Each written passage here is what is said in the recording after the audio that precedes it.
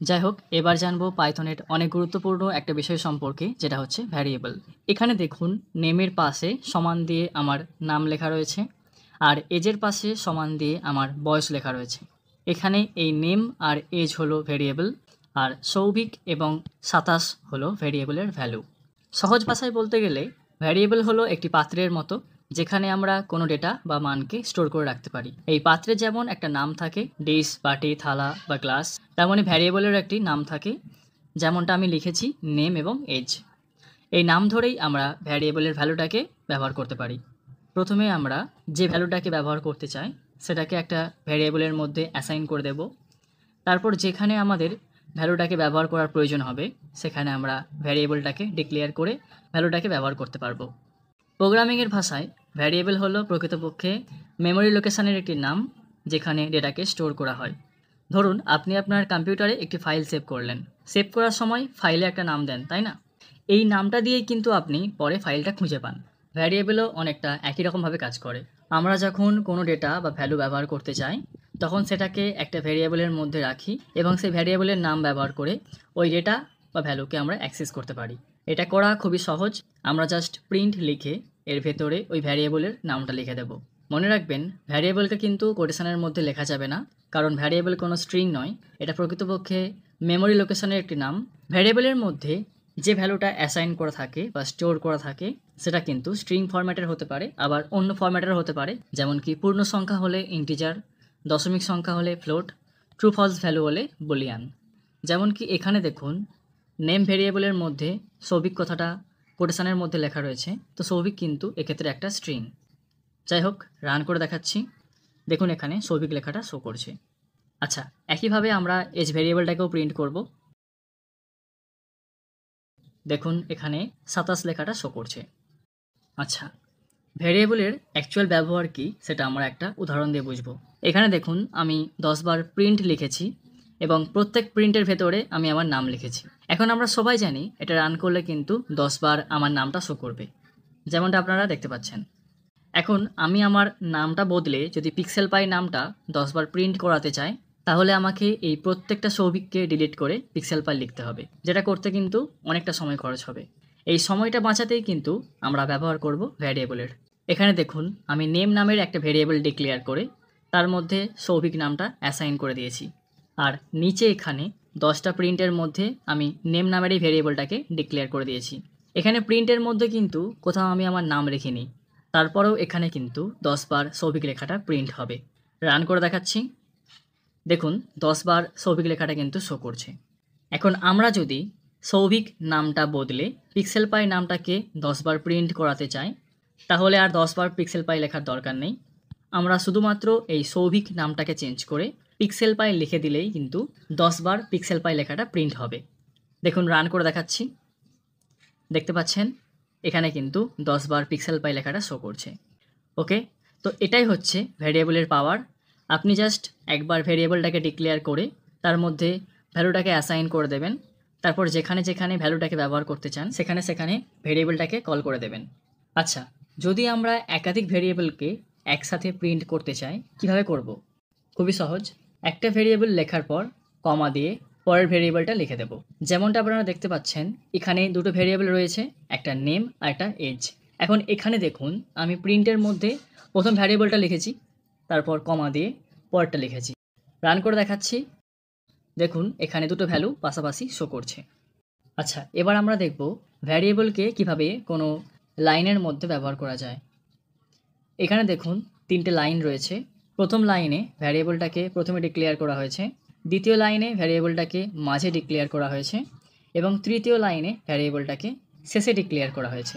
কোনো লাইনের মধ্যে ভ্যারিয়েবলকে লেখার সময় কমা দিয়ে লিখতে হবে। ভ্যারিয়েবল যেহেতু কোনো স্ট্রিং নয়, তাই এটাকে কোটেশনের মধ্যে লেখা যাবে না, তবে লাইন যেহেতু স্ট্রিং, তাই এটাকে অবশ্যই কোটেশনের মধ্যে লিখতে হবে। এখানে প্রথম লাইনে দেখুন, ভ্যারিয়েবলটা লেখার পর কমা দিয়ে বাকি লাইনটা লিখেছি। ভ্যারিয়েবল যেহেতু স্ট্রিং নয়, তাই কোটেশন দিইনি, কিন্তু লাইন যেহেতু স্ট্রিং, তাই এটাকে কোটেশনের মধ্যে লিখেছি। ওকে, তো আপনাদেরকে বলবো দ্বিতীয় এবং তৃতীয় লাইনটা দেখে বাকিটা বোঝার চেষ্টা করুন। না বুঝতে পারলে নিচে কমেন্ট করে জানান। যাই হোক, এটাকে রান করে দেখাচ্ছি। দেখুন, এখানে 3টে লাইনের আউটপুট শো করছে। আপনাদেরকে বলবো ইনপুটটাকে দেখে আউটপুটটাকে বোঝার চেষ্টা করুন, না বুঝতে পারলে নিচে কমেন্ট করে জানান। ওকে, তো এই ছিল ভ্যারিয়েবলের অ্যাকচুয়াল কনসেপ্ট। এবার আমরা জানবো ভ্যারিয়েবলকে কতভাবে লেখা যায় এবং কীভাবে লেখা যায় না।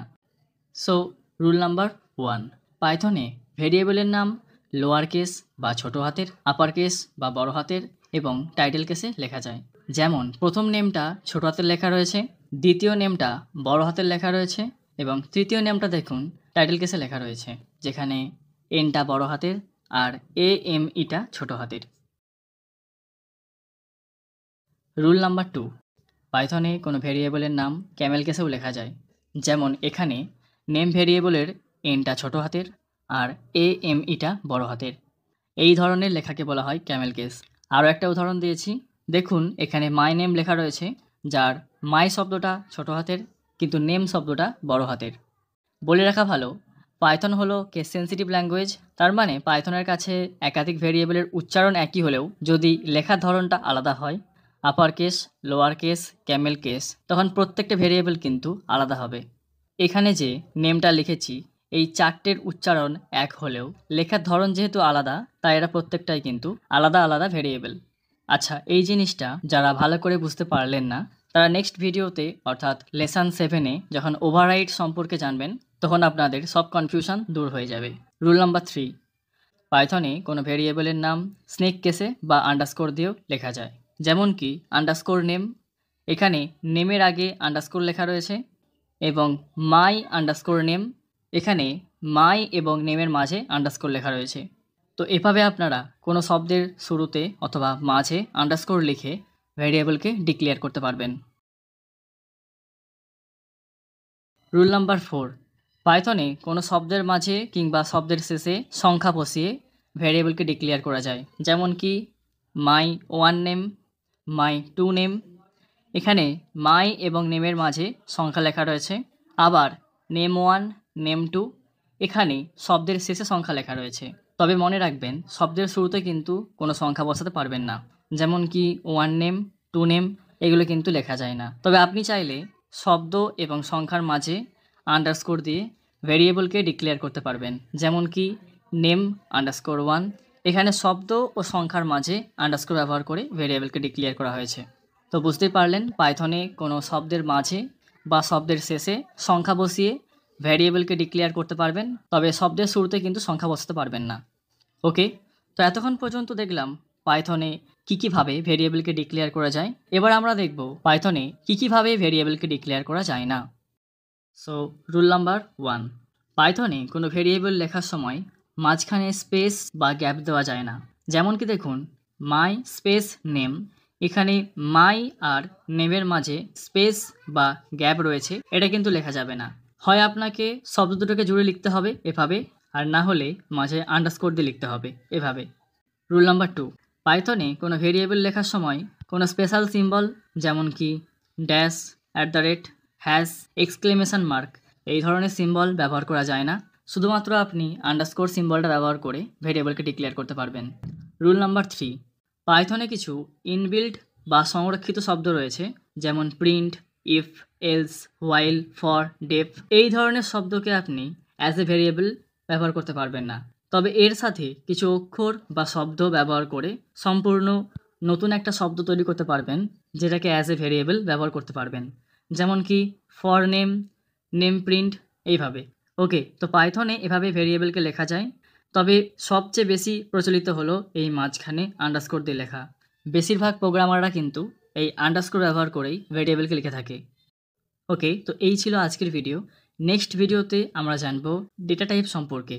আজকের ভিডিওটা ভালো লেগে থাকলে পরবর্তী পার্টগুলো পাওয়ার জন্য চ্যানেলটাকে অবশ্যই সাবস্ক্রাইব করে নোটিফিকেশান বেলটা অন করে অল সিলেক্ট করে নেবেন। সো আজকের জন্য এতটাই, দেখা হচ্ছে পরবর্তী ভিডিওতে। ততক্ষণের জন্য গুড বাই।